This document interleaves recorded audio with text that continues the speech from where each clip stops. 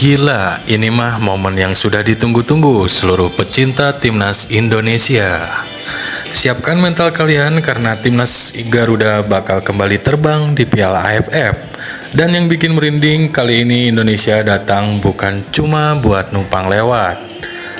Nah, pertanyaan sekarang, apakah ini benar-benar tahun yang ditunggu-tunggu atau jangan-jangan kita bakal kembali dibuat gigit jari?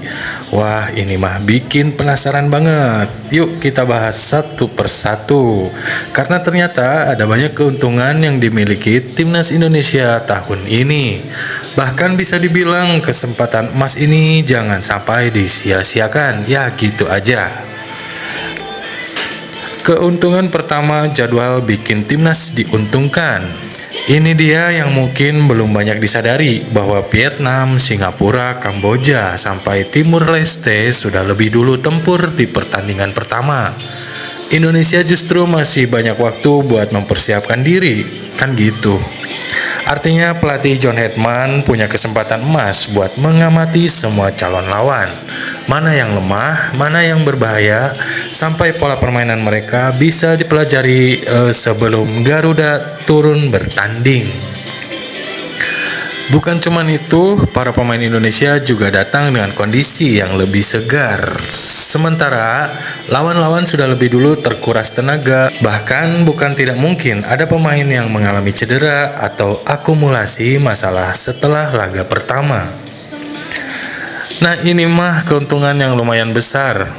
Belum lagi ada 2 pertandingan awal Indonesia di atas kertas menghadapi lawan yang relatif lebih ringan, yaitu Kamboja dan Timur Leste. Kalau 6 poin berhasil diamankan, tekanan saat melawan Singapura dan Vietnam otomatis bakal jauh lebih ringan. Ingat kan, di Piala AFF sebelumnya, Indonesia sempat dirugikan jadwal yang super mepet. Sekarang situasi justru berbalik. Main di kandang ini senjata paling berbahaya. Kalau ngomongin sepak bola Indonesia, satu hal yang tidak pernah berubah adalah suara supporter. Nah, Indonesia mendapat 2 laga kandang yang sangat penting. Pertama melawan Kamboja, laga pembuka itu ibarat pondasi. Kalau memang mental langsung naik, kalau kalah, waduh, komentar netizen pasti aya-aya wae ya.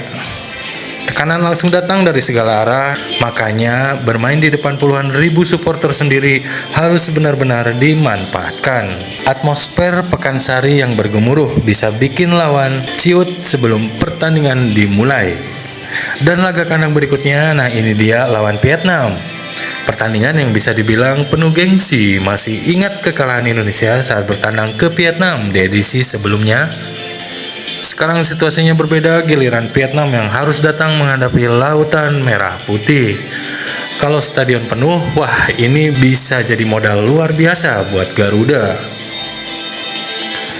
Laga tandang tapi rasa kandang. Keuntungan berikutnya juga nggak kalah menarik. Indonesia memang bermain tandang tapi jaraknya dekat ya. Timor Leste menggunakan stadion di Thailand sehingga perjalanan Indonesia tidak terlalu melelahkan. Bandingkan saja kalau harus terbang sejauh ke Vietnam, jelas lebih menguras tenaga.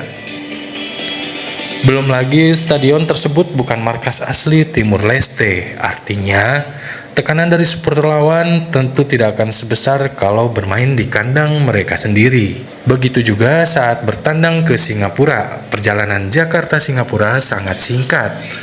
Tenaga pemain bisa lebih terjaga. Nah, kelihatannya sepele, tapi dalam pertandingan turnamen padat seperti AFF, hal-hal kecil seperti ini sering jadi pembeda. Lawan-lawan malah datang dalam kondisi pincang. Nah, ini yang bikin banyak pendukung timnas mulai optimis.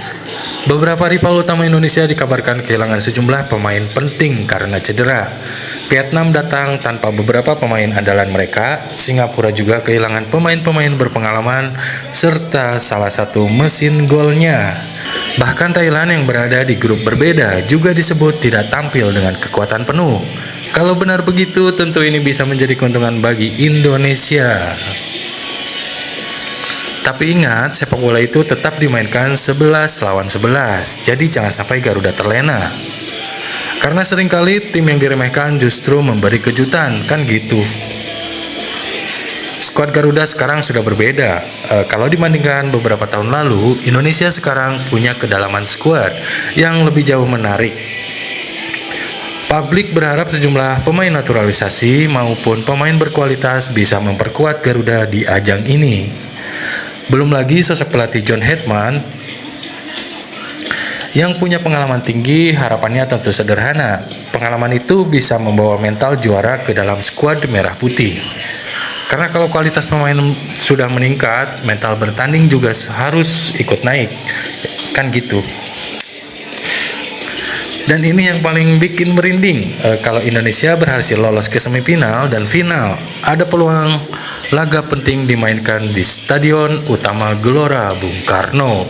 Coba bayangkan puluhan ribu supporter koreo raksasa lagu Indonesia Raya menggema. Seluruh stadion berubah menjadi lautan merah putih. Jujur, kalau suasana seperti itu, siapapun lawannya pasti bakal ketar-ketir. Inilah yang selama ini menjadi kekuatan terbesar timnas Indonesia. Bukan cuma 11 pemain di lapangan, tapi jutaan rakyat Indonesia yang berdiri di belakang mereka. Nah, semoga tahun ini benar-benar menjadi akhir dari penantian panjang. Karena sudah terlalu lama para pecinta Garuda menunggu momen mengangkat trofi Piala AFF. Apakah tahun ini akhirnya Indonesia bisa jadi juara? Atau masih menunggu lagi? Tulis pendapat kalian di kolom komentar. Menurut kalian siapa lawan paling berat timnas Indonesia di Piala AFF? Jangan lupa like kalau kalian percaya Garuda bisa juara, share video ini ke teman-teman pecinta sepak bola Indonesia, dan tentunya subscribe sekarang juga supaya kalian tidak ketinggalan update terbaru seputar timnas Indonesia.